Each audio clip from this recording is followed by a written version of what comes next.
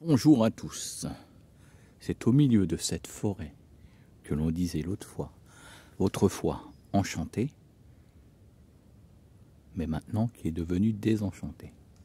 C'est au milieu de cette forêt où je suis venu ramasser des châtaignes, des moyennes et des plus grosses. J'en ai pris au moins 4-5 kilos dans mon sac, avec mon fidèle destrier, Féligo. Alors je vais vous raconter une petite histoire. C'est l'histoire d'un pays que l'on nommait la France.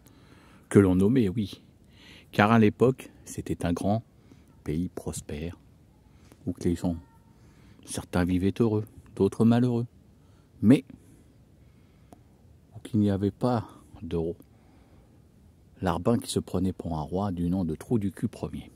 Non.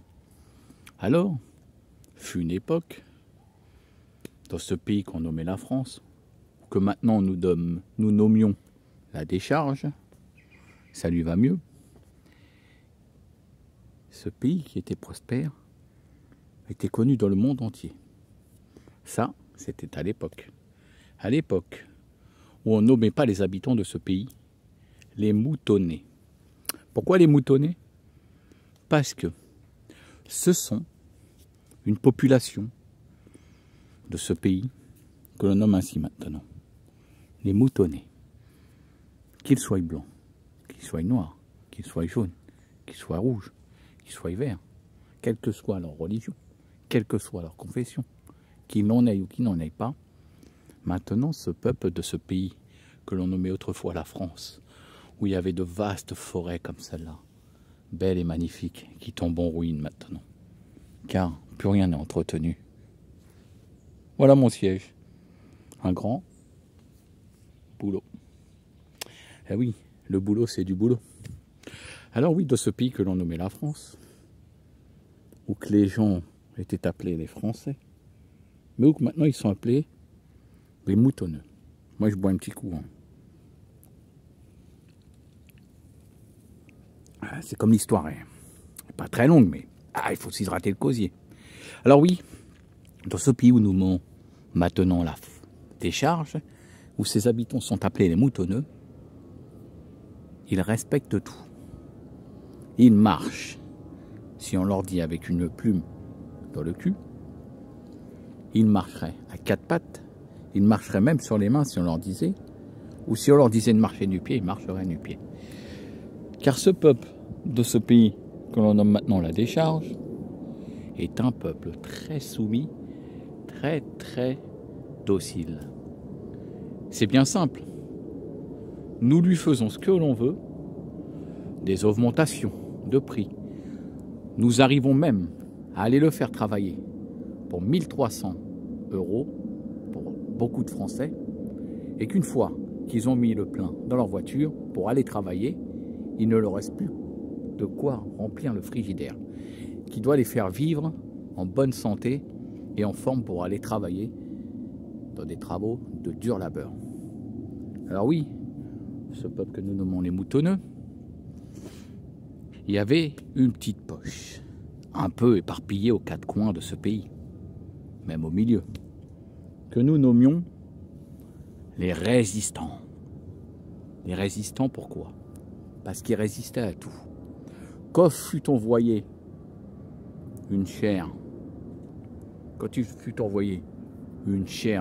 Plandéminos, que nous nommions COCO, quand on leur a dit qu'il y avait un remède magique, ils ont tous couru pour 80% de ce peuple de moutonneux. Ils ont tous couru chercher le remède qui n'en était point un. Non, ce n'était point un remède. C'était ce que l'on appelait la pomme empoisonnée. On aurait pu l'appeler ainsi au ton de Blanche-Neige et la sorcière. La pomme empoisonnée. Le breuvage soupe carotte moisi depuis 10 ans. Qui te donna des vertiges, qui te donna des bouffées de chaleur, qui te donna même des choses que nous appelions accidents cardiovasculaires. Ce qui n'existait point il y a encore 5 ans de cela. Nous n'avons jamais vu autant de sportifs, de jeunes, tomber comme ça. celle que l'on nommait l'avenir du pays. Mais ils ont tous couru. Même certains qui jouent les costauds, qui sont tatoués de haut en bas, ont été les premiers à courir. Moi, comme certains résistants, nous n'avons jamais couru. Au contraire, nous avons été mis de côté. Ce n'est pas grave. Ça a renforcé notre mental encore plus qu'il l'était déjà. Car, dans ce pays que nous nommons la décharge, on envoyait des gens à ce qu'on appelle l'école. Plus tu restes, plus tu es formaté. Plus tu es formaté en la connerie qu'on t'apprend. Comme il y en a encore qui croient avant la Révolution. Ils n'ont toujours pas compris que c'était une société secrète qui l'avait fait faire, mais qui avait tiré tous les partis de ça. Qui s'était servi du bon peuple à l'époque, qui commençait déjà à être docile pour certains. Et hop, tour de magie, tour de passe-passe, 3 siècles que ça dure. Certains y croient encore à dire que nous allons les faire tomber. Vous allez faire tomber quoi? Ce que l'on nomme la République? Non, mes amis, ça vous ne pouvez pas le réussir. Non, car la République, c'est eux qui ont chassé le roi. De descendant en descendant, ils ont instauré cette société que l'on nomme la République de la décharge, qui est très très fort. Quand on entend toute l'année sur les merdias qui sont censés les représenter, qu'ils appartiennent au même maître qui gouverne ce pays, au même maître qui dirige les ficelles des larbins. Quand ils vous disent à chaque rentrée, l'islam, là aussi, le sang, des barbus vont prendre le pouvoir.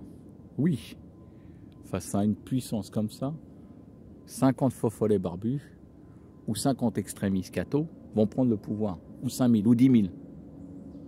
En 3 heures, ils seraient tués, si on voulait. Mais les gens de ce pays, que l'on nomme les moutonneux, sont très heureux comme ça. Ils vivent de la peur qu'on leur inculque, qu'on leur propagande tous les jours. Ils sont heureux ainsi. Car, vous savez quoi? Le fin mot de cette histoire, c'est que les moutonneux, si leur orientation change, s'ils se mettent à réfléchir, ils tournent plus rond, ils tombent par terre. Bah oui, puisqu'ils ont été formatés depuis le plus jeune âge. Alors oui, ce pays que nous nommons la décharge va actuellement droit dans le mur. Il vous conduit là où il veut vous conduire. Qui sûrement, d'ici 1 an ou 2, j'avais déjà dit il y a 2-3 ans qu'il y aura une guerre. Il y a une pseudo-guerre entre 2 pays. Pseudo parce que c'est vraiment pas ce qui se passe. Mais qui est pas une préparation de cette future grande guerre qui va arriver. Non pas cette année. Moutonneux dormez tranquille. Mais l'année prochaine. Après ce que l'on nomme le symbole de paix du monde. Les Jeux Olympiques. Après vous verrez que peut-être, à moins que je me trompe, les châtaignes tombent. La cueillette va recommencer. À moins que je me trompe. Mais il se pourrait bien que ça dégénère après. Que ça monte crescendo. Et là, nous allons voir tout un troupeau de moutonneux peureux. Nous allons voir qu'est-ce qu'il fait. Est-ce qu'il se rebelle enfin? Ou est-ce qu'il va droit bêtement pour des larbins qui vont l'envoyer au front ou envoyer ses enfants, qui eux n'en verront pas le leur, seront cachés bien à l'abri et ressortiront le trou de balle lustré de leur abri quand tout sera fini. Oui, car tout sera fini. Car à toute chose qu'ils envoient, il y a une date de début, une date de fin, mes amis. Ils ne peuvent pas dépasser cette date qui se sont fixées. Alors, nous verrons les moutonneux ce qu'ils font. Pour l'instant, ils les saignent. Ils les saignent à blanc, comme on dit. Ils les saignent par les augmentations d'essence, les augmentations de bouffe, d'électricité, de gaz, de taxes foncières, et j'en passe, et j'en passe. Tu n'auras plus rien et tu seras heureux. Ça, c'est pour les proprios qui ont ri au nez des gens et qui se foutaient de leur gueule. Bientôt, tu n'auras plus rien, toi aussi. Ni voiture. Il te l'a dit, le larbin dimanche. J'aime la bagnole, mais pour ceux qui vont travailler. Eh oui, parce qu'ils te foutent bien une bagnole pour aller rapporter ton petit salaire d'esclave pour payer les taxes et les cotisations. Une petite goutte, hein. Vous m'en voudrez pas. C'est une histoire qui dure. Car il faut bien payer les taxes, entretenir ces gens-là, qui vous ont coûté 40 millions pour faire venir un autre trou-duc de l'Empire khazar. Qu'ils ont bu des bouteilles à 2700 € et qui, à 162 convives, vous ont coûté 6 millions pour un repas. 6 millions?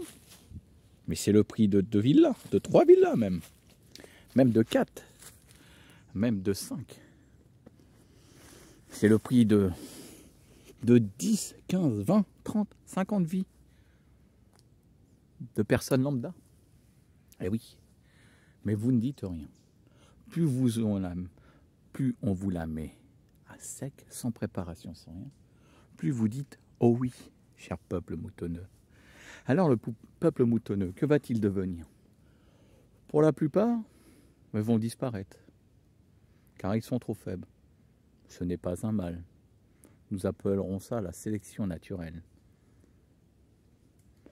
Le peuple de moutonneux attend bravement son dernier jour, attend sagement sa mort. Alors ce pays que nous nommons la décharge, pour l'instant qui va droit dans le mur, est-ce qu'à un moment donné il sera sauvé par quelqu'un, par qui? Je ne sais pas. Mais est-ce qu'un guerrier ou un héros surgira de quelque part? Ou est-ce qu'une force supérieure viendra délivrer ce pays que l'on appelle maintenant la décharge, pour le faire revenir la France? Ça, nous ne le savons pas. Nous le saurons peut-être un jour, peut-être pas. Peut-être qu'il ne va rien se passer et que le pays court à sa perte. Et que les moutonneux qui se font tondre seront heureux aux portes de l'abattoir. Merci d'écouter cette petite histoire. Laissez un commentaire, partagez, abonnez-vous, ça ne coûte rien. Je ne suis pas comme certains à demander de l'argent pour vivre, pour acheter des voitures, pour acheter des téléphones. Non, chez moi tout est gratuit,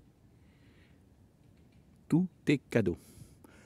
Je fais des vidéos, ma chaîne est gratuite, je ne demande pas rien, car il ne faut rien demander, il faut se débrouiller par soi-même, chose que beaucoup ont oublié.